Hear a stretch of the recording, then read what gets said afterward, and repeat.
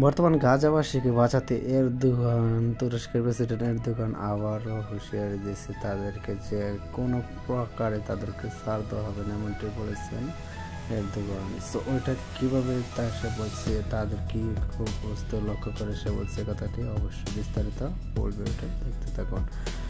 বর্তমান অবস্থায় তারা ইসরায়েলে যে এটা ভাবছে যে তুরস্কের প্রেসিডেন্ট ও অন্যান্য মুসলিম বিশ্বের প্রেসিডেন্ট হয়তো সবাই চুপ করে আছে, কিন্তু এর উল্টো জবাবদিহিতা করেছে তুরস্কের প্রেসিডেন্ট এরদোগান। সে বলছে আমরা চুপ করে আছি, মানে এই নয় যে এরদোগান এতদিন চুপ করেছিল, যে কোনো পদক্ষেপ নিতে পারবো।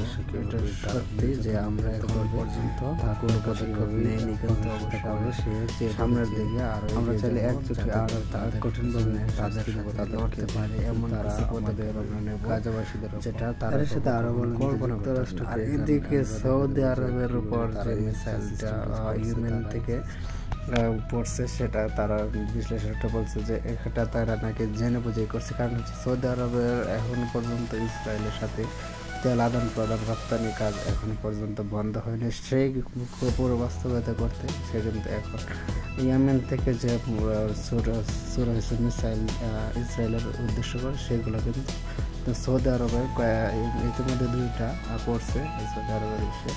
সো ওইটা কিন্তু তারা জেনে বুঝে গেছে। তারা আবারও বলছে, মানে গোষ্ঠীটি বলছে, গোষ্ঠীটি বলছে যে এরপর যদি তারা ইসরায়েলের সাথে কোনো চুক্তিপত্র রাখে, তেল বা অন্যান্য আসবাবপত্র রপ্তানি আমদানি থাকে, তাহলে আমরা আবারও পদক্ষেপ নেব। মার্কিন পররাষ্ট্রমন্ত্রী তারা আবার ডোনাল্ড ট্রাম্প দ্বিতীয়বারের মতো আবারও গাজায় এটা কতদিন ধরে থাকবে এটা তারা জানে না। যুদ্ধবিরতির পর তারা কাউকে কিছু না বলে করতে পারে, আবার যুদ্ধ তারা ক্ষতিগ্রস্ত করে সেটা আমরা শেষ থেকে তাছাড়া ফিলিস্তিনের যে প্রেসিডেন্ট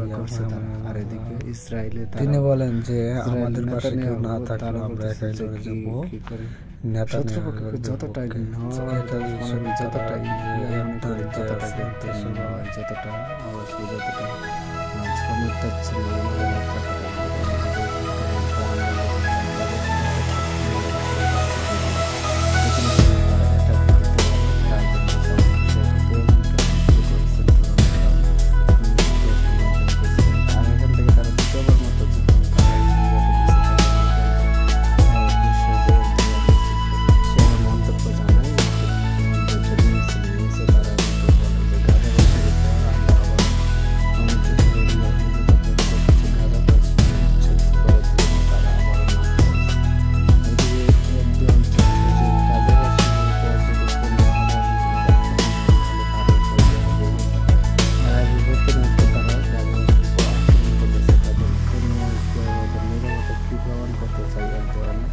সেই জিনিসটা এখনো পর্যন্ত স্পষ্ট হয়নি, বলা হয়েছে।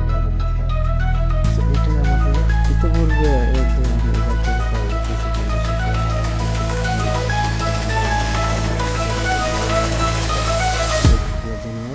ষষ্ঠবার মানে